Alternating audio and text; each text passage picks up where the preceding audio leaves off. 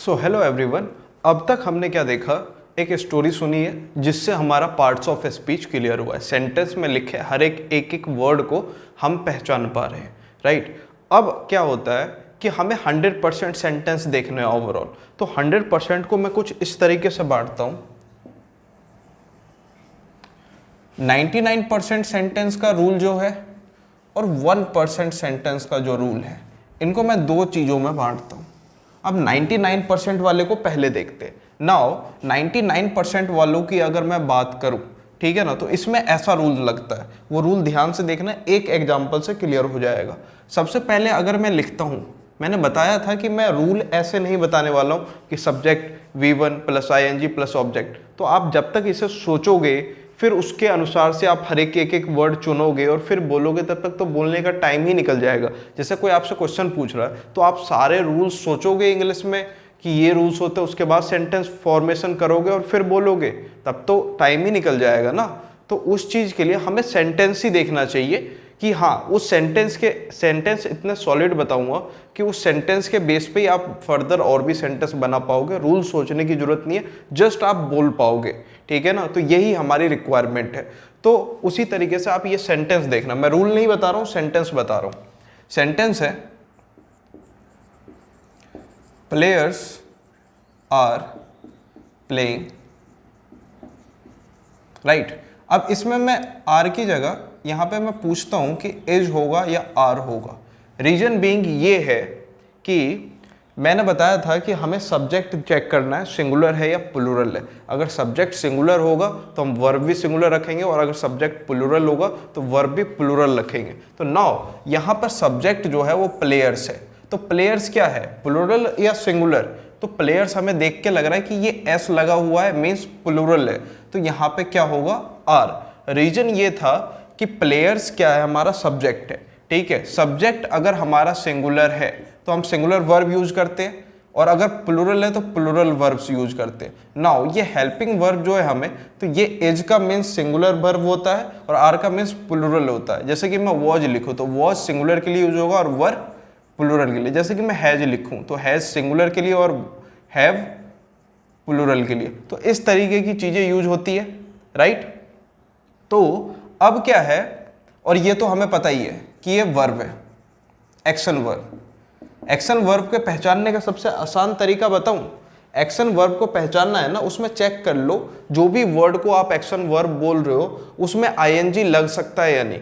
अगर आईएनजी लग जाए तो वो एक्शन वर्ब है, वो वर्ब है, अन्यथा नहीं है, ठीक है ना। फॉर एग्जाम्पल अगर मैं इसको एक्सप्लेन करूं, अगर मैं एक्शन वर्ब को एक्सप्लेन करूं, जैसे कि मैं वॉक लिखता हूं, तो वॉक में आप आईएनजी लगा के देख लो कि वॉकिंग बनता है, जी हाँ बनता है, तो ये क्या है, वर्ब है।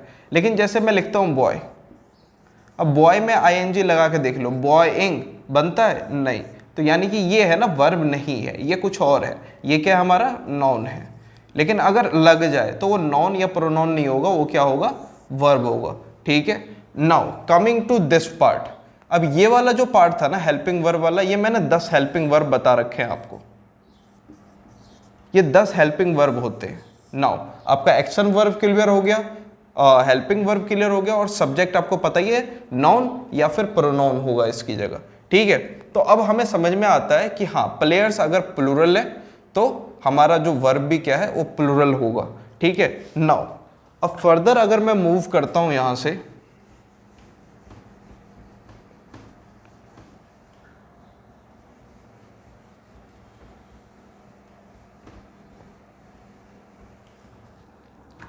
अब इससे अगला सेंटेंस देखना। ये हमने समझ लिया प्लेयर्स इज आर प्लेइंग होगा, तो मीन्स यहां पे आर प्लेइंग हुआ, प्लेयर्स आर प्लेइंग, राइट। अब जाके मैं अगला लिखता हूं, टीम इज या फिर आर प्लेइंग। अब यहां पे देखो क्या होगा, ठीक है। तो यहां पे होगा कि टीम एज अ वर्ड हमें क्या सिखा दिया गया है, तुम गिन के देख लो कि उस वर्ड में अगर ज़्यादा नंबर ऑफ टीम, मतलब कि अगर मेंबर्स आ रहे हैं तो प्लूरल है, नहीं तो सिंगुलर है। जैसे आपने प्लेयर्स में क्या किया, गिना कि प्लेयर्स है मीन्स बहुत सारे खिलाड़ी होंगे, मतलब कि एक से ज़्यादा तो होंगे ही होंगे, ठीक है ना, 2 या 2 से ज़्यादा होंगे, ठीक है। तो मीन्स यहाँ पे प्लूरल ही होगा, राइट। यहाँ पे टीम क्या है कि टीम में आप सोच रहे हो जैसे क्रिकेट के टीम की बात करूं मैं तो उसमें 11 प्लेयर्स होते हैं, तो आप है ना बोलोगे अरे तो टीम आर होना चाहिए क्योंकि टीम में तो 11 प्लेयर्स है ओवरऑल। लेकिन आपको अब से ग्रामर में है ना गिनती की तरह सिखा दिया गया कि गिन के देख लो, अगर ज्यादा हो रहे हैं 2 से तो मीन्स है ना वो प्लूरल होगा, नहीं तो सिंगुलर होगा। लेकिन ऐसा नहीं होता है, हमें है ना पूरे एक वर्ड को देखना होता है कंप्लीटली कि वो वर्ड एक्चुअली में क्या कह रहा है। प्लेयर्स खिलाड़ी मीन्स खिलाड़ी हो सकते हैं ज्यादा, लेकिन टीम क्या होता है एक पूरे एक सिंगल यूनिट को रिप्रेजेंट करता है। जैसे 11 प्लेयर्स की टीम मैं बोलूं तो वो एक सिंगल टीम हो गया, ठीक है। 11 प्लेयर्स को मिला के हमने एक सिंगल चीज बना दी जिसे हम टीम कह रहे हैं। तो टीम एक सिंगुलर सब्जेक्ट है, ठीक है। तो यहां पे क्या होगा, इज आएगा ना कि आर। तो अब देखो कि टीम हमारा क्या है, सिंगुलर, तो हमारा जो वर्ब भी होगा वो कैसा होगा, सिंगुलर, ठीक है ना। तो यहाँ पे प्लेयर्स खिलाड़ी खेल रहा है या खेल रहे हैं, हिंदी में बोल के देखो तुम्हें क्लियर होगा। जैसे मैं बोलूं खिलाड़ी खेल रहा है, या फिर ये बोलेंगे खिलाड़ी खेल रहे हैं, तो खिलाड़ी खेल रहे हैं मीन्स बहुत सारे है ना, इसलिए रहा नहीं बोल सकते, रहे बोलेंगे, तो मीन्स यहाँ पे आर आएगा। लेकिन जैसे मैं बोलूं टीम खेल रही है या खेल रहा है, ठीक है ना, तो टीम खेल रहा है, तो टीम इज प्लेइंग, राइट। अब अगला देखते हैं, जैसे मैं इसी को थोड़ा सा कॉम्प्लिकेट कर दूं, इन दोनों को मिक्स करके अब सब्जेक्ट में और वर्ब में कैसे कंफ्यूज करेगा, सब्जेक्ट में कंफ्यूजन क्रिएट करेगा। कैसे क्रिएट करेगा, देखो इस तरीके से, जैसे मैं बोलता हूं दी प्लेयर्स ऑफ द टीम, अब बताओ इज या फिर आर प्लेइंग। तो मैं कह रहा था ना सब्जेक्ट में कंफ्यूजन क्रिएट हो जाती है बहुत बार, तो हमें पता ही नहीं चलता हमें क्या लगाना है। अब टीम को देखे तो इज लगाएगा, लेकिन अगर प्लेयर्स को देखे प्लूरल हो जाता है तो आर लगेगा। अब बताओ सब्जेक्ट माने किसको, तो अब सब्जेक्ट किसको माने यही कंफ्यूजन है। तो सब्जेक्ट हमें मानना किसको है, टीम की बात हो रही है, टीम के खिलाड़ियों की बात हो रही है, टीम के प्लेयर्स की बात हो रही है, ठीक है। तो टीम के प्लेयर्स की बात हो रही है, तो प्लेयर्स क्या है हमारा, प्लूरल, तो यहां पे वर्ब भी क्या आएगी,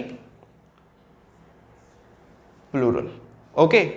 जैसे कि मैं बोलूं, इसको हिंदी में बोल के देखो, टीम के खिलाड़ी खेल रहे हैं या खेल रहा है, तो हम बोलेंगे टीम के खिलाड़ी खेल रहे हैं, ठीक है। तो इस वजह से यहां पे क्या आएगा, आर आएगा। समझ में आ गया। एक जब प्लेयर्स था तो आर आया, जब टीम है तो एज आया, लेकिन जब प्लेयर्स ऑफ द टीम हो गया तो क्या आया, आर आया। रीजन, क्योंकि हम टीम की बात नहीं, टीम के खिलाड़ियों की बात कर रहे हैं, प्लेयर्स ऑफ द टीम, ठीक है, टीम के खिलाड़ियों की बात हो रही है। तो अब समझ में आया कैसे कंफ्यूजन क्रिएट करता है। तो 99% सेंटेंस कुछ इस तरीके से होते हैं जिसमें आप इजीली ढूंढ पाओगे किसकी बात कर रहे हैं, ठीक है। जैसे कि मैं एक और एग्जांपल जस्ट ऐसे वर्बली बोल देता हूं, जैसे मैं बोलता हूं कि लिख देता हूं, चलो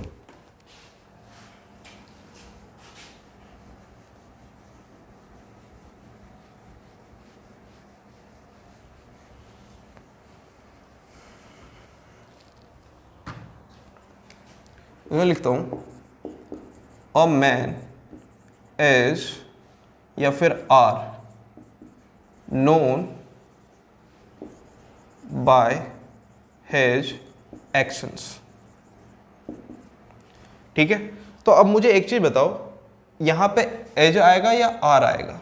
तो यहां पे अगर हम देखें बात किसकी हो रही है, एक व्यक्ति की, मैन की, MAN। अगर MEN होता तो प्लूरल हो जाता, MAN है तो मैन है, ठीक है ना। तो यहां पे एक व्यक्ति की बात हो रही है, तो यहां पे क्या आएगा, एज, आर नहीं आएगा। तो अ man is known by his actions. लेकिन अगर मैं इसी को थोड़ा सा बदल दूं, जैसे कि मैं लिखूं the qualities of a man is या फिर are known by his actions. Now अब बताओ कि यहां पे एज आएगा या फिर आर आएगा, क्योंकि हमें सब्जेक्ट देखना है, सिंगुलर है प्लूरल है, उसके अनुसार से हमें वर्ब डिसाइड करनी पड़ेगी, राइट। तो अब बात किसकी हो रही है, इस व्यक्ति की या इस व्यक्ति के गुणों की।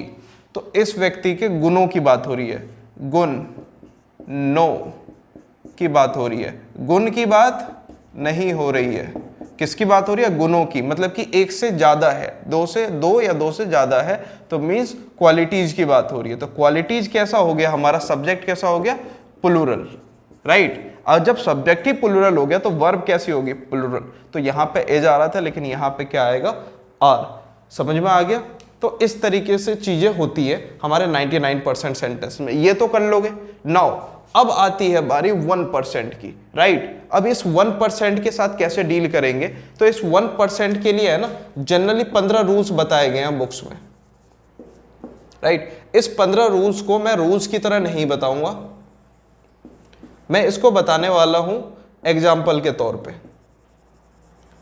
जैसे कि यहां पर भी रूल्स थे, लेकिन मैंने रूल्स नहीं बताया, मैंने आपको जस्ट है ना इसके कॉन्सेप्ट बता दिए, ठीक है ना। कॉन्सेप्ट एक बार पता चल जाएगा तो आप रूल्स को याद करने की भी जरूरत नहीं है। यहां पर कोई रूल्स पता चला आपको? मैं बताऊंगा भी नहीं, अगर पढ़ना हो तो पढ़ लेना बुक से, लेकिन यहाँ पर रूल्स की जरूरत नहीं है। आप इस तरीके से देखो कि बात किसकी हो रही है, सब्जेक्ट है कौन, सब्जेक्ट को ढूंढना सीखो। पूरे इंग्लिश ग्रामर में सबसे इंपॉर्टेंट पता क्या है? कि हम समय में सब्जेक्ट को ढूंढना है, ठीक है। सब्जेक्ट अगर सिंगुलर होगा तो हमें उसे वर्ब भी सिंगुलर देना पड़ेगा, और अगर सब्जेक्ट प्लूरल होगा तो हमें उसे वर्ब भी क्या देना होगा? प्लूरल देना होगा, राइट।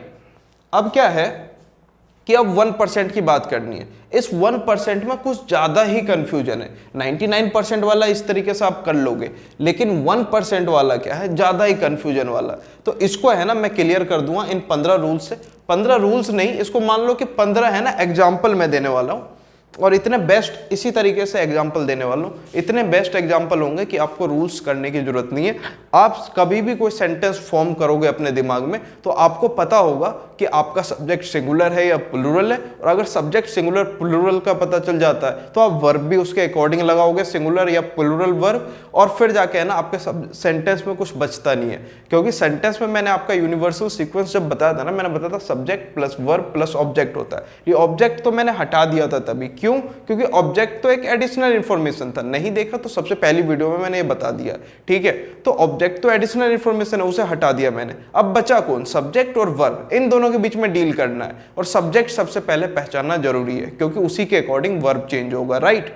तो ये चीज था। तो अब हम जो ये 15 रूल है ना, ये अगले वीडियो में देखने वाले हैं, ठीक है। फिलहाल के लिए इतना ही, मैं मिलता हूं आपसे अगली वीडियो में।